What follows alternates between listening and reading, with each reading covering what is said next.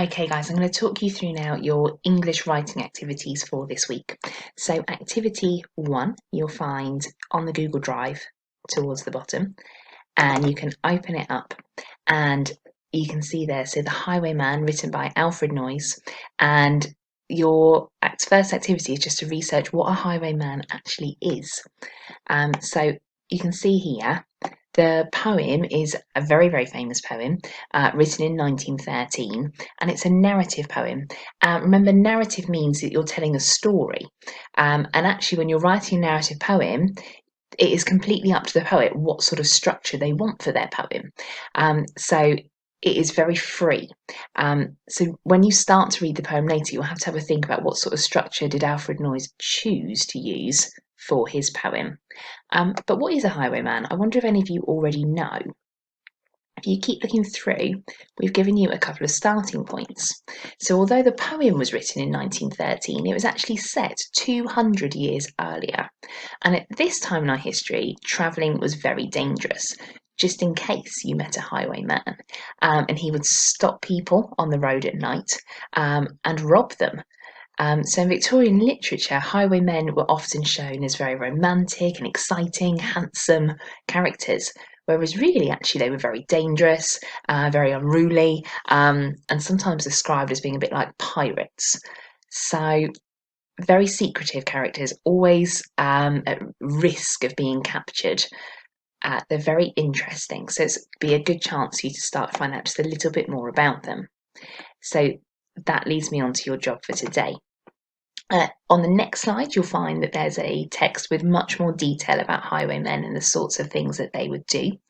And we'd like you to make your own poster or a mind map to share with us the things that you find out from doing your research. You can use the internet to do a little bit further searching, but please remember all the things that you've learned about e-safety. It's very, very important that you make sure that you talk to an adult, okay, as you are starting to search online. Don't forget, okay, when you're searching, use KS2 for Key Stage 2 or 4 kids in your search term. For example, the highwayman, KS2, or the highwayman 4 kids, because you'll get more information which is more readily accessible for you and you'll understand better. Okay, let's just have a little look then. The next slide has got some pictures just to give you an idea of what a highwayman might have looked like. And then this one here, that's where you'll get some of your information, which will give you a good starter. And then finally, here's some good examples for how you could lay out your work. Obviously, none of these ones are about highwaymen, but this is your just little idea of how you might choose to lay out your work, just to show how creative you could be and how much detail you could put into your research mind map.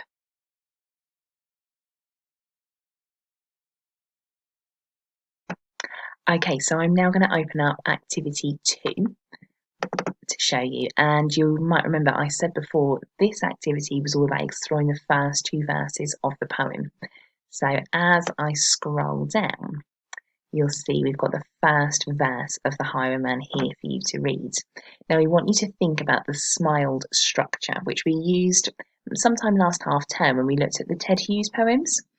And remember, SMILE stands for structure, so we're actually thinking about how is the poem set out.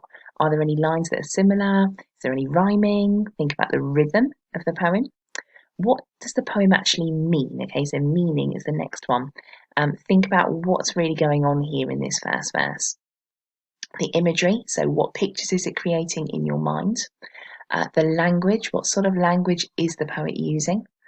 The effect, how does it actually make you feel? So think about it as I read the verse in a minute. How is it leaving you feeling and why? And then what devices are used by the poet as well? So we're talking about similes, metaphors, alliteration, any repetition. Okay, I'm going to read the first verse to you of the poem now, and I want you to really think about that smiled structure. The wind was a torrent of darkness among the gusty trees. The moon was a ghostly galleon, tossed upon cloudy seas.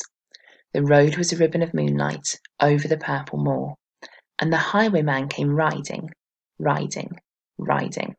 The highwayman came riding up to the old inn door. Okay, I want you to have a little bit of a think about some of the language and things in there. There were loads of words there which were really quite tricky. So I want you to think, do you know what a torrent of darkness is? Or what a ghostly galleon is? Think carefully about those words and think about what they might be.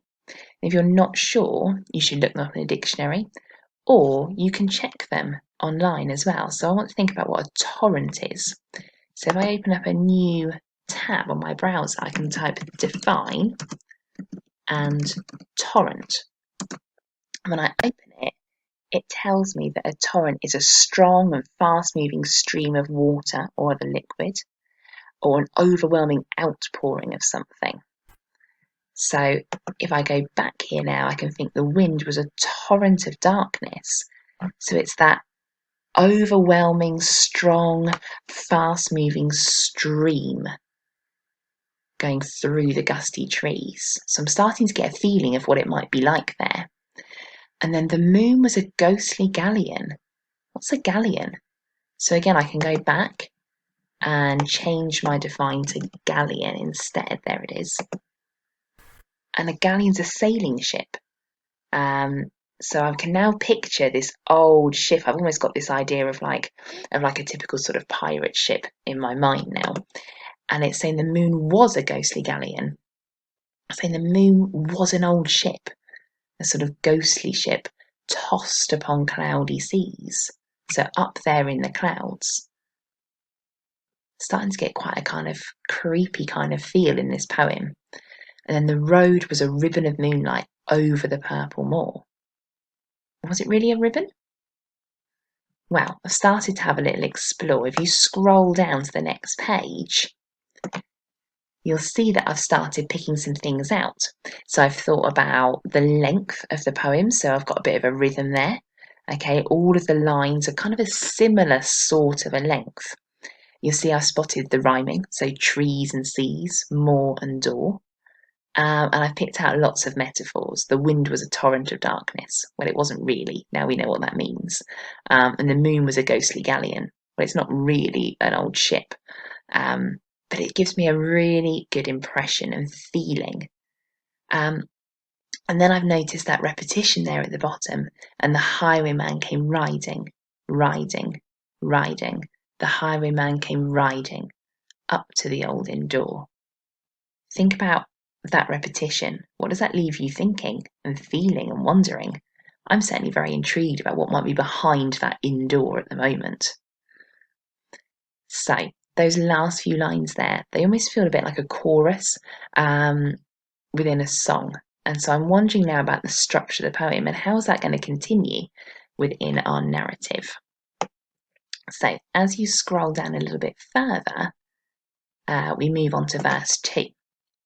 And this focuses on a description of the highwayman and just how dashing he looked. So previously, the verse kind of described the scene, didn't it? And now we're moving on to the highwayman. So we've got to remember again at the time that highwaymen were seen as very romantic, very fashionable figures, even though this might not really have been the case. So be thinking about how you expect them to maybe be described. This time we've given you a little glossary to help you with some of the words which you might not be familiar with.